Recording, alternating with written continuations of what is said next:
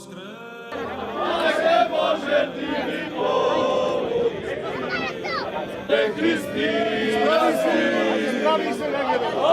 Bože ti mi pomogni, kaži kade da ja najdem.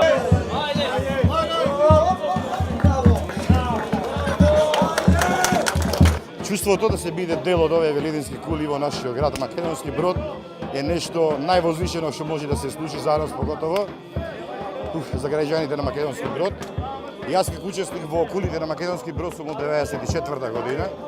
Првите 3 години бев во горниот ред, како подмлад, како полесер, истом со тежина, а сега сме во долниот ред, кај стабилните што се малши, кај што го чуваме се тоа што треба да го пренесеме на нашите потомци. Ова е народниот обичај наречен Великденски кули. Најуникатниот начин на одбележување на вториот ден од Великден во цела Македонија, а кој што се случува во Македонски Брод. 2 реда од мажи, вкупно 10 мина, по 5 мина во првиот и 5 мина во вториот ред. Тргнуваат од црквата Успение на Пресвета Богородица и одат така качени еден на друг се до местото кое што се вика сред село.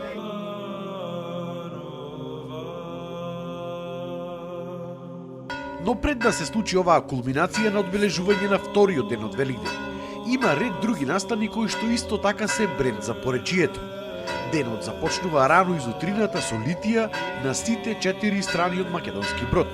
Црковен обичај кој што се вика покрсти. На 4 страни на градот, во градот, на 4 одредени даба се заклинуваат, значи со претходно одрежан крст на дабот се отвора една дупка со сврдел која го символизира гробот Христово кој беше положено на телото Христово. Потоа во самата дупка се става леп и вино која го символизира телото и крвта Христови. Потоа тој отвор се запечатува и како што Христос воскресна во третиот ден по запечатувањето во гробот, така и дабот како што дава нов живот во пролет се дава една символика на Христовото воскресение. Во исто време пак во Домот за култура се одржува изложбата Великденско јајце, на која што своји ракотворби изложуваат учениците од Македонски Брод, од основното и средното училиште, како и најмладите од градинката. Мора да го негуваме фолклорот, значи доколку не го негуваме фолклорот, ние немаме буквално ништо, така да традицијата и обичаите во Македонски Брод се негуваат и од особено значење, значи еден од најзначајните денови е втор ден Великден, кога нели се носат тие великденски кули и имаме доста посетители од доста градови во Македонија, така да можем да кажем една од најголемите манифестации во нашиот град кој што се одржува од огромно значење кој што е за нашиот град. Од различни места, од различни краишта од Македонија доаѓаат посетители во голем број, така да Македонски Брод можем да кажем живее за овој ден. По презентацијата на изложбата пред културно-уметничките друштва кои што ги има од повеќе делови на Македонија, се доделуваат благодарници и следува нивно дефиле од Домот за култура до црквата Успение на Пресвета Богородица, каде што се одржува нивниот концерт и представувањето пред публиката.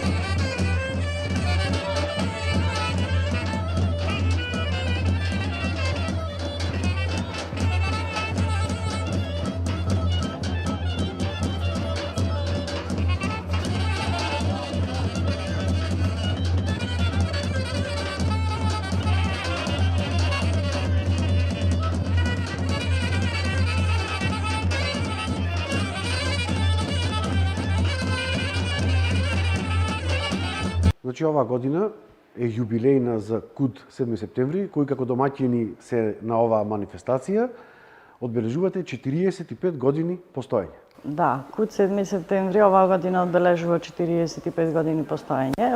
Постои од 1981 година, па се до денес и функционира непрестано. Колку членови броите?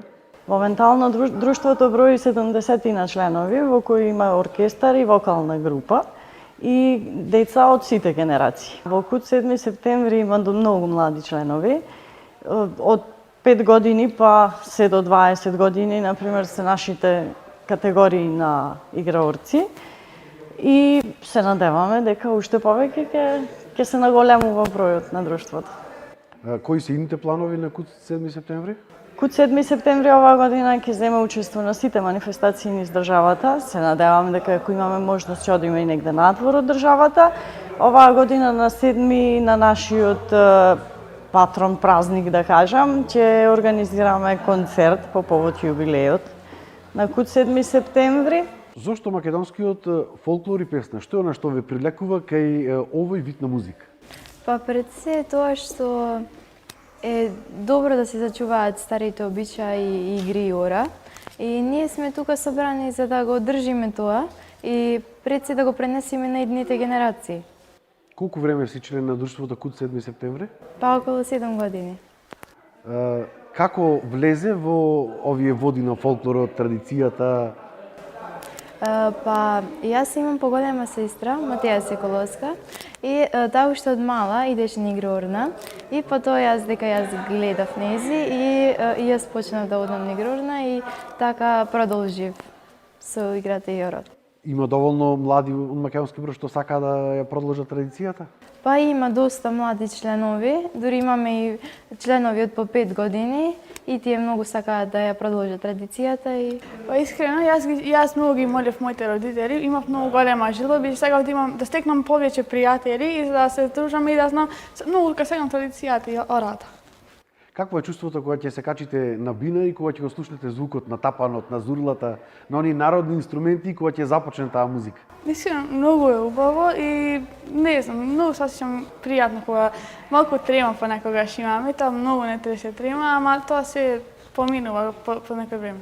Па ние како културно-уметничко друштво веќе 12-13 години стапуваме нови манифестации, Велидински кули, со нашето друштво и сум задоволен до сегашната работа со културно-уметничко друштво од Македонски Брод. Колку младите го негуваат денеска фолклорот, колку членови имате како друштво, а пред се млади членови? Па во нашето друштво моментално членуваат околу 86 души, од кои 43 до 5 се до 13 години, од 7 до 13 години. Другите се повозрастни до 20 години. Што значи тоа за друштвото, за постоењето, за зачувањето на нашата традиција? Па ние моментално вежбамо со нашите деца, имамо кореографка, редовно работи. Задоволни сме од досегашните настапи на друштвото, од малите категории, јуниорки, сениорки. Поголем дел се од женскиот пол, мал дел имамо машки, пошто машките по него негуваат фолклорот, женските во секој време се тука.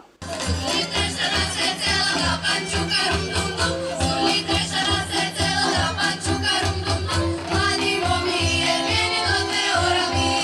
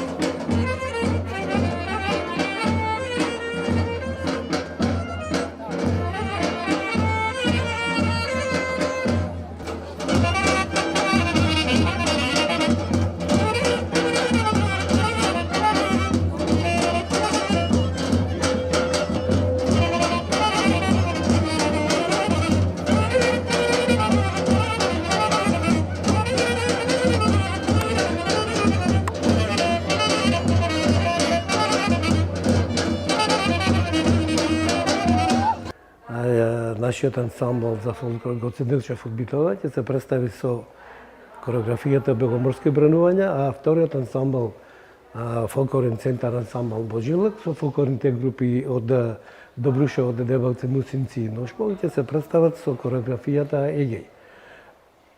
Покрај тоа, како што не најавивте, ќе бидат и групата Тапанџи и Зурладжи и ќе се представиме уште со оркестарот за традиционални инструменти. Значи во Демир Хисар, како општина и воопшто во нашето културно-уметничко друштво, значи има традиција фолклорот како дејност. Културно-уметничкото друштво Илинден од Демир Хисар функционира во рамките на Домот на културата веќе 34 години, официјална бројка, инаку претходно си постоеле фолклорни друштва на целата територија на општината, односно во секое населено место си имало посебно друштво.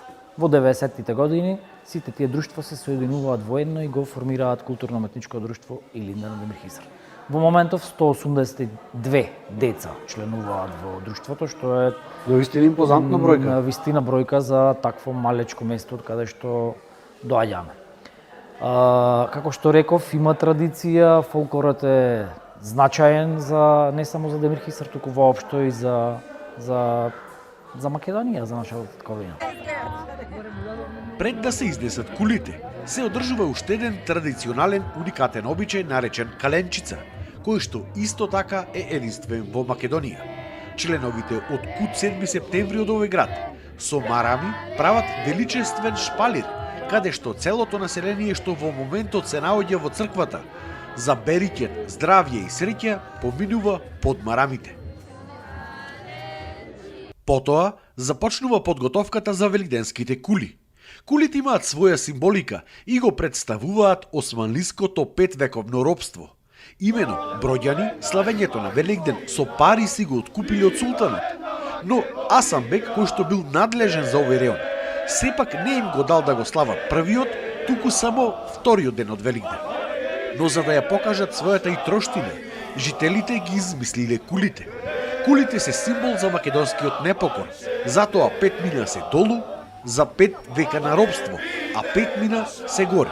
Односно, долниот дел на луѓе во кулата ги представуваат османлиите, а горниот македонците, кои што сепак победуваат. Стојан Димовски Тоше е еден од оние постари жители на Македонски Брод, кои што кулите го потсетуваат на неговата младост. Во близина на црквата, на 15 на метра, се правеа кули од 3 генерации. Тоа го викале терзиоското гумно, млада генерација, средна возраст и постара генерација. 5 во 2 реда, 5 души долу, појаки мажи и момчина, а згора полесни, затоа што кај што одеше врвицата од кулите по ридот до Стаменковското гумно, горе, Крстевското гумно, Стаменко беше најстариот член од тоа семејство и таму се искачуваше до тоа. После тоа имаше една музичка група од Кичево, што ја викавме Ќорото, а главен музикант, свират на таа група беше Рамче Ќорото. Што се прави за време додека се движат кулите? Како се чуват за да не падне кулата? Дали има некаква техника во самото одење, самото носење? Во самото носење, пошто врвицата кај што се одит, сега има изградена нова врвица со бекатонки плочки. Порано беше, исклучиво се одеше по ридот, кај што беше голема стрмнина и долниот ред, а и горниот имаше луѓе што и ги придржуваа, зашто беше тоа на горнина. Може да се случи да падне некој од тие. Дали има некакво значење ако падни кулата? Па за тоа да ви кажам искрено не се сеќаме дали имаше значење, имаше случаи кога некој ќе падне. Колку кули се правеа?